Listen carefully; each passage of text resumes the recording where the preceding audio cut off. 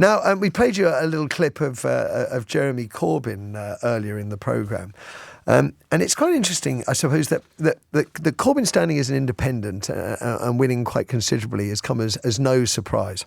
But within the election is the story of the Labour politicians that have lost their chance of being elected to Parliament due to the issues over Gaza. So we've got a number of Labour candidates. The most telling one, of course, is Jonathan Ashworth, who we only spoke to on this programme a week ago, who was bigging up the fact that the next Labour government would be the most working class.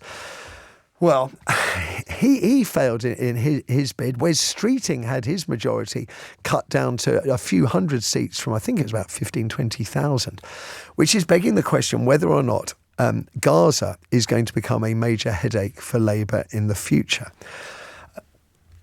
If I've got this right, the number of new MPs who are standing on a peace in Gaza ticket is technically the sixth largest political group sitting within the House of Commons at the moment, or will be sitting in the House of Commons when it resumes on Monday. So is that something considerate, or something for us to consider? Is it something for the Labour Party to consider? Well, I'll be interested in your thoughts. 03456060973 is the number. But I'm also going to turn for guidance to a lawyer, political and women's rights activist, and author of This Is Why I Resist, Dr. Shola Mos-Shogbamimu. Welcome to the show, Shola. Hello. I do apologise for my voice. How the notion, and some of the right-wing press are bigging up this notion that the Gaza enclave within Parliament is our sixth biggest political group. How significant is that going to be, Shola? I think it's significant because it's representative of how millions of people in this country, especially we saw people in hundreds of thousands marching every weekend, pro-Palestine, demanding ceasefire, wanting an end to Israel's genocide of Palestinians, and more importantly, for the UK government to recognize that our so-called ally Israel is doing something wrong and that we should take decisive action. So I think that it is. And the reason why it probably is so prominent now is because the two main parties, Tory and Labour, neither of them showed any leadership or guidance. I mean, look at Keir Starmer now. We're now in the 9th month of Israel's genocide of Palestinians. And for more than 6 months of those, he did not demand for ceasefire. He kept on defending and, standing by Israel. He had the audacity to say that He did change, Shola. When he thought it was politically convenient for him to do so in Rafah.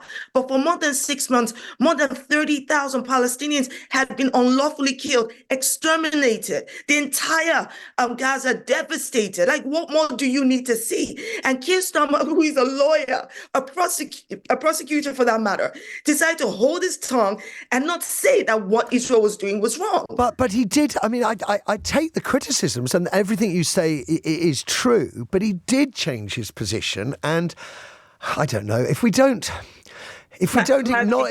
acknowledge change, then we're going to be just stuck and never shift forward. And I do understand why there's a reticence to. I do, Shola. I do understand the reticence, particularly by Muslim voters. I understand it. Yeah, but I don't think you understand it. Let me explain. Matthew, you and I are too old, okay, to be gaslit. We're too old to be gaslit with, well, he changed his mind in month 8. You know, you were in a relationship with someone like that, you'd have chucked them to the curb a long time ago. The bottom line is this. If Keir Starmer truly wants to demonstrate that he now understands, because you see, the position of Tory and Labour created the vacuum that these... created a vacuum for this representation that was built on standing up for Palestinians. And remember, this is not just standing up for Palestinians, this is standing up for humanity. And that's what we wanted to see. If Labour and Tory had shown any leadership, then there would have been no real cause for people to say, look, you did this so wrong. So let me tell you what Keir Starmer needs to do, Matthew. Let me tell you. You want to talk about change? There are 4 things off the top of my head he can do immediately.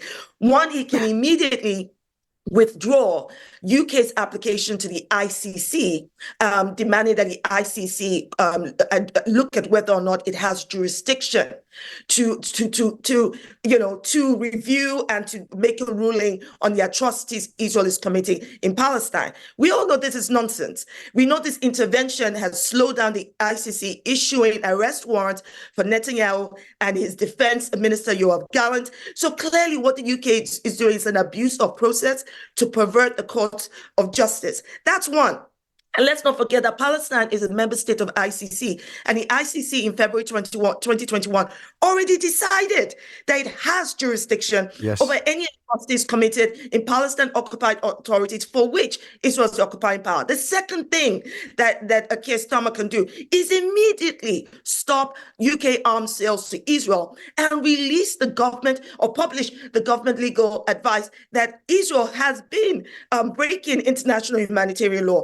The third thing that Keir Starmer can do, Matthew, if you want to see that he's really changed, is for him to immediately recognize Palestine as a state without any caveats. Because you see, the UK did not require Palestinians' consent or permission that's right. Israel as a state. So we sure as heck do not need Israel's tacit approval to do that. And then the fourth thing, the last thing, Matthew, listen to me. You got me up early this morning, so let me Fair play, the fourth thing he must do is apologize to British Muslims, British Arabs, British anti-Zionist Jews, British public, the British general public, Christians like myself, who are appalled at UK's complicity in this genocide. And say, I am sorry. He needs to apologize for saying that Israel has the right to deny Palestinians water, food, electricity. He must apologize.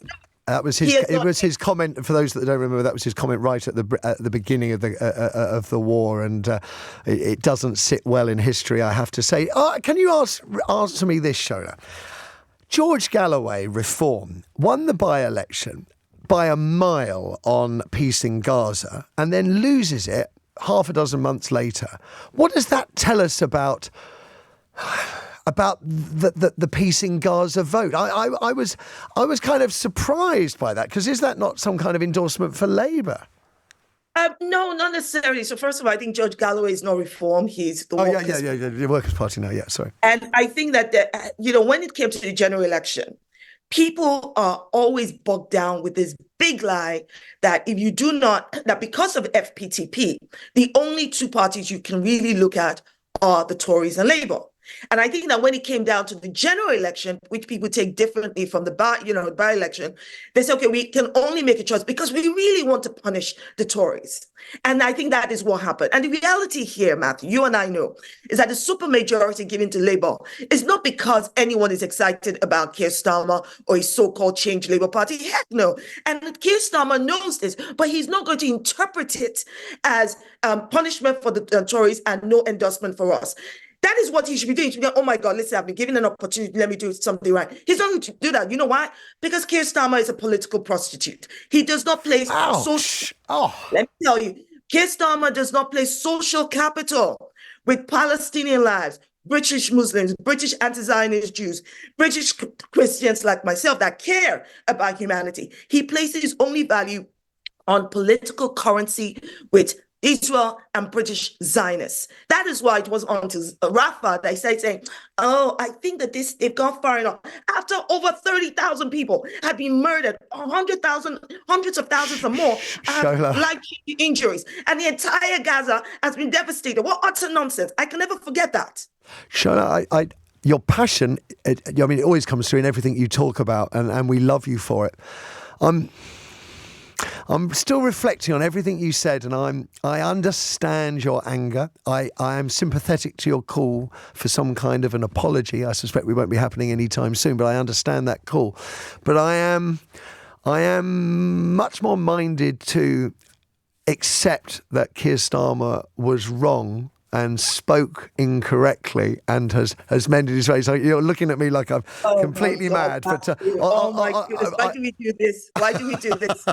Listen, if you're in a relationship with someone who does something horrific and they don't say sorry and they gaslight you, why in heaven's name are you still in that relationship? It's an abusive relationship. You need to kick them to the curb. It's so interesting you say an abusive relationship, because I literally began the show this morning at 7:00 quoting, I couldn't remember his name, a gentleman who spoke spoke to James O'Brien yesterday, who, when asked about the lack of euphoria in the country, and I think there is a lack of euphoria, said exactly what you said, but in relation to the Tories, that we have just escaped an abusive relationship. It's a pleasure talking to you, and you don't look like you've just been woken up in the morning, I have to say.